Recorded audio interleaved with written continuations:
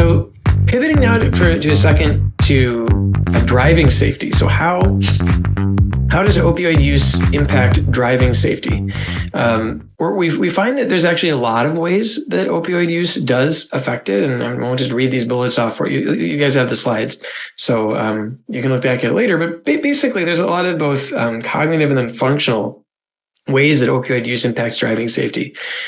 We find that users, they show differences in both experimental conditions and real life ones as well. So more driving speed, higher driving speed, higher number of crashes, red light violations.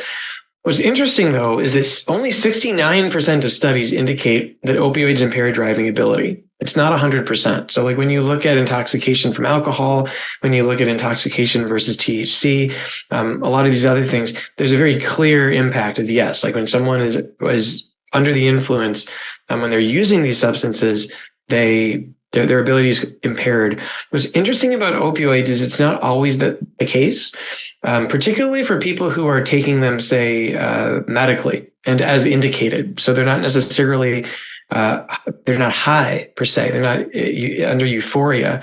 What we found from these studies is that people are actually at most risk getting into an accident if they've just recently changed their dose. So if they've gone up in dose or they're starting a new opioid, then they're at more risk on the road. But from an impairment standpoint, for many people, they tend to adjust and they can drive safely as long as they've adjusted to that dose. Again, that's part of where tolerance comes in and why we get concerned about some elements of this. But we do find actually that opioids are not as impairing to driving skills in general as other drugs. But again, impairment is impairment. It is not safe to drive while impaired, even impaired by fatigue, honestly. And there's been a lot written about that too. So please don't mistake me as saying it's safe to drive while under the influence of opioids. It's not. But there are cases we find with opioids where people are taking them but are not under the influence, quote unquote, in the same way that we traditionally think of them as doing it. So that's a bit of an interesting wiggle. That said, fentanyl has much worse outcomes because it is so incredibly strong. There's been this massive increase in driving under the influence of drug cases related to fentanyl, that's DIUD, between 2014 and 2019. That said, most of the time when someone's driving under the influence of fentanyl, there's also other drugs in their system. We call that polydrug use. And in some cases, when you look at the data, people aren't even aware fentanyl is there. And again, that's because it's being mixed into a bunch of stuff. Generally speaking, when someone is using fentanyl in driving, and they're found either overdosed behind the wheel, they've either just abandoned their vehicle and they're walking, or they've been involved in a crash of some sort. And right now, hopefully everybody's doing this. We really should be testing for fentanyl and fentanyl derivatives along with other drugs. And this, unfortunately, is not a national standard. I think California enacted this actually recently, but elsewhere it's not quite as common. But definitely worth testing for. Worth mentioning as well, going now to the topic of suicide, that when it comes to opioids, they are very much associated with suicide risk. And actually, the higher the dose of opioids that are prescribed, the greater the risk that someone will attempt suicide while they're taking it, particularly if they're misusing it. Veterans in particular are even more likely to attempt suicide if they're misusing opioids. But if you look at this chart for both any mechanism of suicide as well as intentional overdose, there's actually not a significant difference between those two categories. But you can see under 20 milligrams is no different than base rate. But as soon as you go to the 20 to less than 50, so 1.5 times more likely that someone will attempt suicide, 1.7 times, and then 100 or more, much more likely. And I do believe that this controlled for, say, pain scores as well. It was just looking at specifically the opioids that are being given to somebody. Adolescents also who are using opioids are 68% more likely to attempt suicide if they are using opioids. So some very concerning data there around opioids and suicide. That said, a lot of it is around misuse. So when we compare, this is looking at national level data between suicidal behaviors and no opioids at all. There's the base rate in the population, adult population. There's that first step up is suicidal behaviors and someone's using opioids but not misusing them. So that means they're prescribed them and taking them as intended. there is a small jump. But then the big one is when they're misusing it. And so you can see that opioid addiction is very strongly linked over time, or consistent rather over time, to people being more likely to attempt suicide. So, all right, let's talk about medication-assisted therapy and harm reduction. Defining what these are and defining how they work. So medication-assisted therapy, actually, we'll get into in just a second. Harm reduction is very interesting. The different people you talk to, they give you different answers about this. But for me, I divide it into two different categories. And medication-assisted therapy is one of them.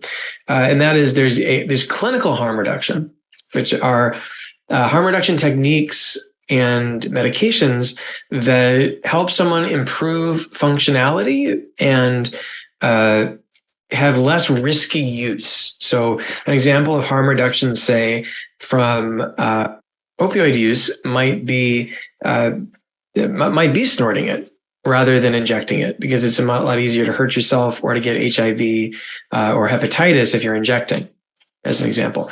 Harm reduction for alcohol might involve, like, if someone was drinking like 8 drinks a day, helping them de-escalate that down to maybe like 3 drinks a day, where there would be a lot of positive improvements in their life, but it's not abstinence per se.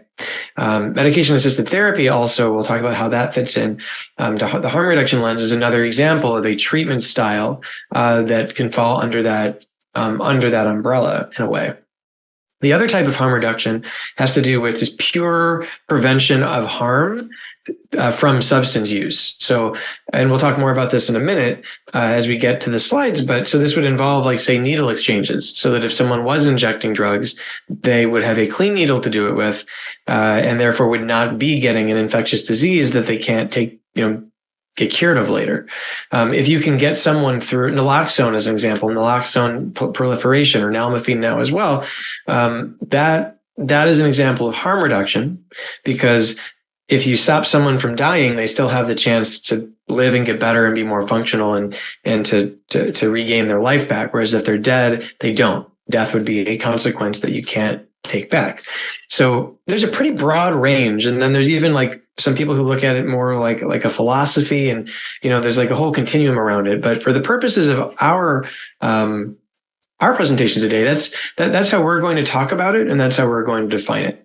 And we're going to start by talking about specifically medication-assisted therapy, or medications for addiction treatment, is another way you might hear the acronym MAT, for example, used.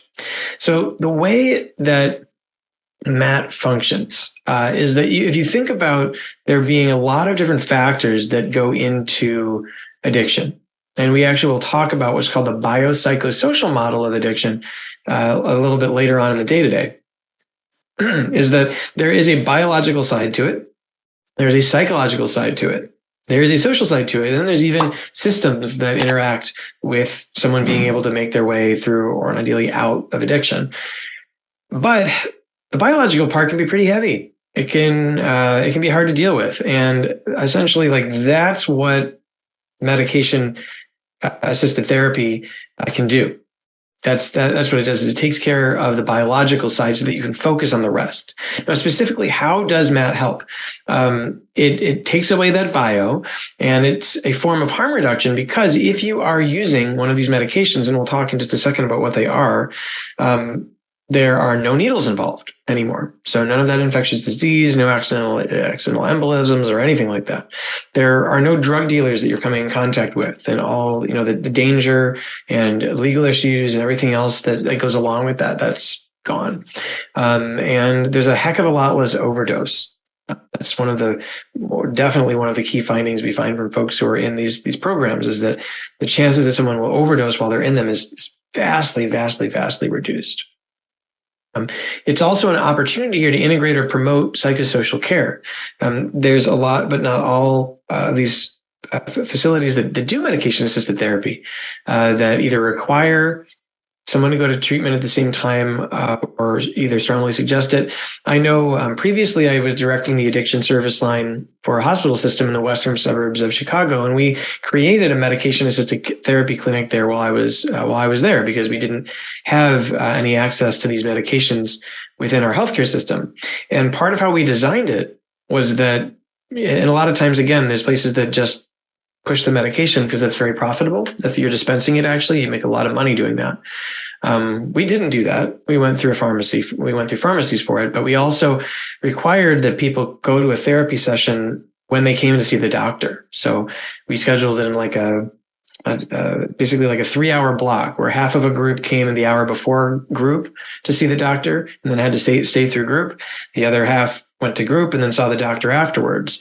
But it meant that one-stop shop, but you got the full spectrum of treatment at the same time. So it allows you to do something like that, because even if someone is a bit less motivated to engage in treatment, there's a lot of very good evidence that shows that because addiction is a biopsychosocial problem, that if you address the psychosocial part, you'll get better outcomes. And that again is the third chapter of our presentation today, is talking about from the care perspective, how you do that.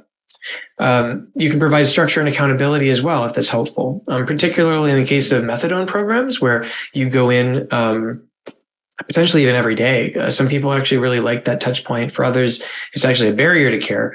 But if someone having that option there can be very, very useful.